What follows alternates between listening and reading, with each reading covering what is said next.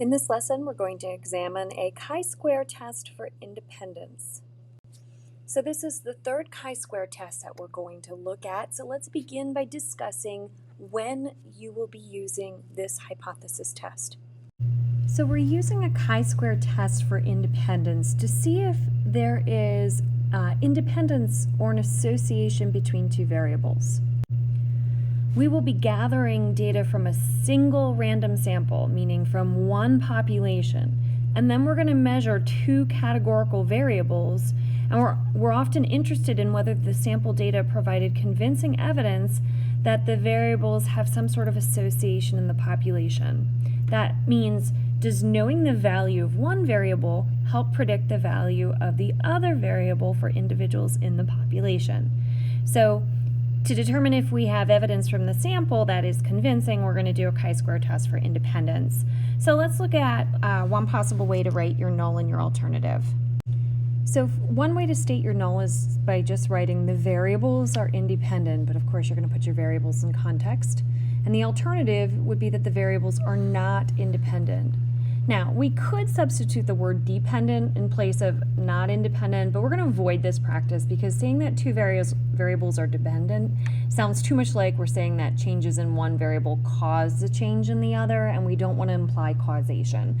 So just to avoid that, I'm going to go with not independent. The second way is to talk about association. We could say that there is no association between variables, or there is an association between the variables, of course, in context. Okay, so expected counts. This is going to be, you're going to have a two-way table, so you're going to be calculating your expected counts the same way you did with your chi-square test for homogeneity. It's your row total times your column total divided by your table total. The name of this procedure is just a chi-square test for independence, and you want to make sure that you are stating for independence, and I'm just going to jump down to the calculator test. Often kids forget to say the for independence because the calculator function is just chi-square test. The conditions, test statistic, p-value, and conclusions are done the same as our goodness of fit test, which we talked extensively about. So random 10% condition when we're sampling from a finite population, and our expected counts all have to be at least 5. Let's proceed with an example. A random sample of 200 students was selected from a large college in the United States. Each selected student was asked to give his or her opinion about the following statement. The most important quality of a person who aspires to be the President of the United States is a knowledge of foreign affairs. Each response was recorded in one of 5 categories. The gender of each selected student was noted. The data are summarized in the table below. Okay, so first of all, I have one population. Okay, so one population, one sample, students in a large college. So immediately when I realize that, I'm thinking chi-square, but is it goodness of fit or is it independence when we are with one population, one sample? Okay, homogeneity is 2 populations, 2 samples. So I am then asked, is there sufficient evidence to indicate that the response is dependent on gender? And there's my huge clue of what test I'm doing. Chi-square test for independence. Provide statistical evidence to support your conclusion. So one of the first things I then do is, I notice they didn't total my rows and columns, so I would go through and total them. 25 and 15 is 40. Going across, total males would be 90 and females would be 110, and then I'm going to verify that both sum to 200, and I'm good. So let's go on and state our null. So my null is that my 2 variables, response and gender, are independent. Because they're using the word independent, that's the one I chose to use for my null and my alternative. And then for my alternative, I'm saying that response and gender are not independent, avoiding that word dependent, and I'm going to do this at my alpha equals 0.05 level. Okay, so I'm ready to go to my plan section. I'm going to start by naming my test. So I have, if conditions are met, I will run a chi-square test for independence. Conditions are the same as they are for your goodness of fit test. So first is random, and we have one sample here. So I've stated that 200 students were randomly selected. We are sampling from a finite population, so my 10% condition will apply, and I'm stating that it is fair to assume that 200 students is less than 10% of all students at a large college. Next, I know I'm going to need to address my large counts so that I can use the chi-square distribution, and my large counts is based on my expected values. So I'm going to make another table here of my expected counts so that I can address this. So my expected counts come from taking my row total times my column total divided by my grand total. This would be 90 times 30 divided by 200 is 13.5 would be my expected number. Remember not to round to your nearest integer.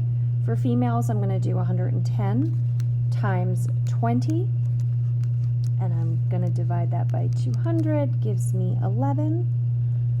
Pause the video, fill in the rest of your expected counts, hit play when you're ready to continue. So the rest of my expected counts are shown on the screen. So now I'm ready to address that condition. I state that all expected counts are greater than or equal to 5. Make sure you're talking about your expected counts. And then I've specified where to find that on the paper, and I just put it right in with my conditions. So I'm going to go on to my do, and I'm going to begin by calculating my chi-square test statistic, which is measuring the distance from your observed values from your sample from the expected. So I'm doing 10 minus 13.5. I square that value divided by the expected. I'm going across the top row, so I list the second one, and standard practice is kind of just showing how you do it, and then what it equals is considered sufficient.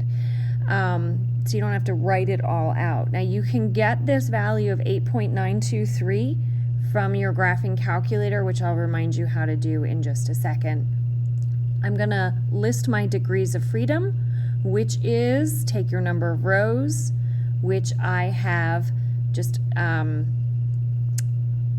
male and female, so that would be 2 categories, and then there were 5 ways that they responded. So 2 minus 1 times 5 minus 1 would be 4 degrees of freedom.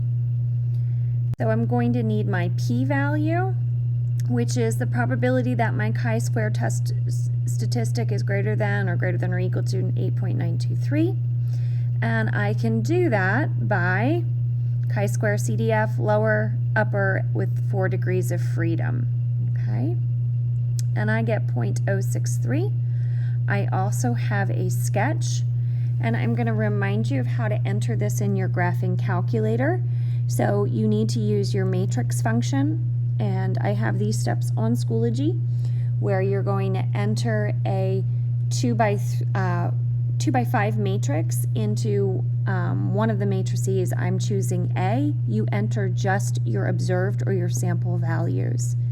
Then you're going to run a chi-square test, and you have to enter your observed, and that's matrix A, and you tell it where you want to store the expected, which I picked matrix B. You can choose calculate or draw, and it will draw your chi-square distribution, and then you can kind of just, copy it here. So this is the probability, this is a chi-square distribution with degrees of freedom equal to 4, and here's my chi-square of 8.923.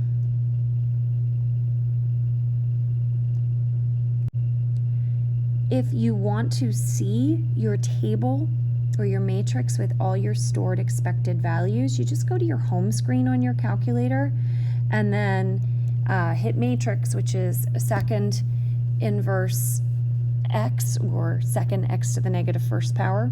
Just type or select matrix B, hit enter, and on your home screen it will display your matrix. You don't have to go in and edit it, you just, hit that series of buttons. So we're ready for our conclusion, which is because our p-value of 0.063 is greater than our alpha level, we fail to reject our null.